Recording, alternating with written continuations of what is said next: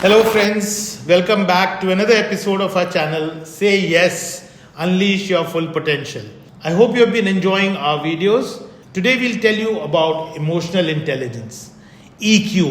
शायद आप लोगों ने कुछ लोगों ने इस बारे में सुना हो और आजकल तो यहाँ तक कहते हैं कि EQ IQ से ज़्यादा इम्पोर्टेंट है. Exactly. EQ हुआ इमोशनल इंटेलिजेंस और IQ जो हम नॉर्मल इंटेलिजेंस होते हैं.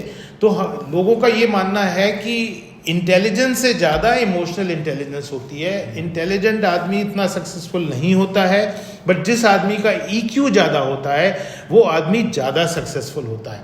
EQ क्या होता है? EQ इज़ हमारी जो एबिलिटी है अपने विचारों को, अपने फीलिंग्स को और अपने में दिमाग में क्या चल रहा है उसको समझना, सामने वाले के दिमाग में क्या चल रहा है उसको समझना और उससे रिलेट करके उस आदमी से कैसे बेटर काम करा सकते हैं. इन दोनों चीज़ों को समझ के आप अपने इमोशंस को कैसे एक्सप्रेस कर रहे हैं, ये सारी चीज़ें इसमें आती हैं.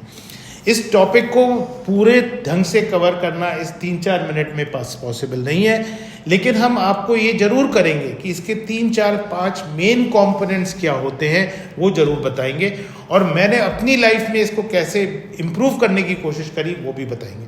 राइट. तो सबसे पहले शुरू होते हैं कंपोनेंट्स को. कंपोनेंट्स में सबसे पहला कंपोनेंट आता है सेल्फ अवेयरनेस. तो सेल्फ अवेयरनेस में सबसे पहले आपको अपने आप को समझना है, अपने इमोशंस को समझना है, अपनी वीकनेस को समझना है, अपने स्ट्रेंथ को समझना है कि ये मेरे अंदर क्या चल रहा है. पहला काम आपको ये करना. दूसरा है self regulation. So self regulation का सिंपल मतलब है टू मैनेज और रेगुलेट योर ओन इम्पल्सेस. ये करना बहुत ज़्यादा ज़रूरी होता है कि आप कैसे किसी चीज़ों पे रिएक्ट कर रहे हो, कैसे किसी चीज़ों के बारे में आप सोच रहे हो, ये बहुत ज़्यादा ज़रूरी होता है.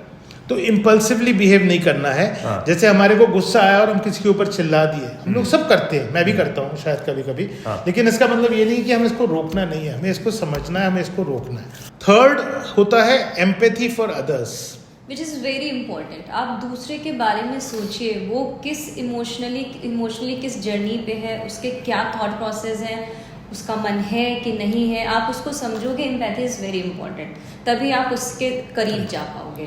तो आपको किसी से काम कराना है और अगर उसका काम करने का मन नहीं कर रहा है तो आप जबरदस्ती करके काम नहीं करा सकते, फिर आपको कोई और तरीका अपनाना पड़ेगा.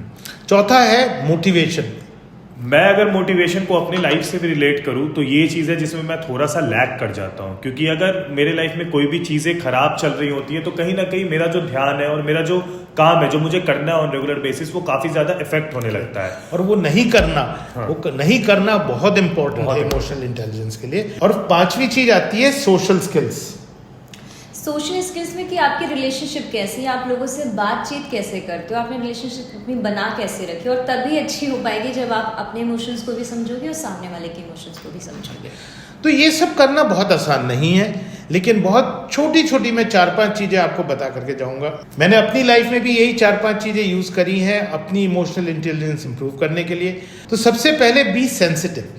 राइट. सामने वाला क्या सोच रहा है, सामने वाला कैसे बात कर रहा है, उसके लिए सेंसिटिविटी बढ़ाना बहुत ज़रूरी है. सेकंड इज सामने वाले को सुनना कि वो क्या बोल रहा है, आपको क्या बताना चाह रहा है. बहुत सी बार हम अपनी बातों में इतने उलझे रहते हैं कि सामने वाले की बात ही नहीं सुनते. ये सब चीज़ें तभी पॉसिबल होंगी जब आप अपना स्ट्रेस कम कर लेंगे. अगर आप स्ट्रेस में खुद ही स्ट्रेस में रहेंगे तो सामने वाले पे आप ध्यान नहीं दे पाएंगे. इस चीज़ को करने के लिए एक और चीज़ जो फ़ायदा होती है वो फीडबैक भी होता है. आप उससे पूछ लीजिए, भैया कैसे हो, क्या चल रहा है आपकी ज़िंदगी में. तो आई थिंक ये छोटी छोटी सी चीज़ें करके, और फाइनली एक चीज़ और बोलूँगा, बी जेन्युइन. अगर आप जेन्युइनली अच्छे आदमी हैं और अच्छा बनना चाहते हैं तो वो एक्सप्रेस करिए. आपको ये सारी स्किल्स धीरे धीरे खुद ही आ जाएंगी. लेकिन आपने तो ये ठान रखी है कि मेरे को अपना अच्छा करना और दूसरे वाले का अच्छा नहीं होने देना है, तो ये नहीं कर सकते आप. तो प्लीज़ डिसाइड कर लीजिए आपको लाइफ में सक्सेसफुल होने के लिए ये करना है कि नहीं करना है. और अगर करना है तो आई एम श्योर आप धीरे धीरे करके 1 स्टेप 2 स्टेप 3 स्टेप करके आगे बढ़ते चले जाएंगे. तो I hope you enjoyed watching this content. हमारी सारे वीडियोस देखिए, छोटे छोटे से टिप्स दे रहे हैं, छोटी छोटी सी ज्ञान दे रहे हैं, बहुत सारी ऐसे चीज़ों के बारे में बता रहे हैं जो शायद आपने पहले कभी सुनी नहीं हो.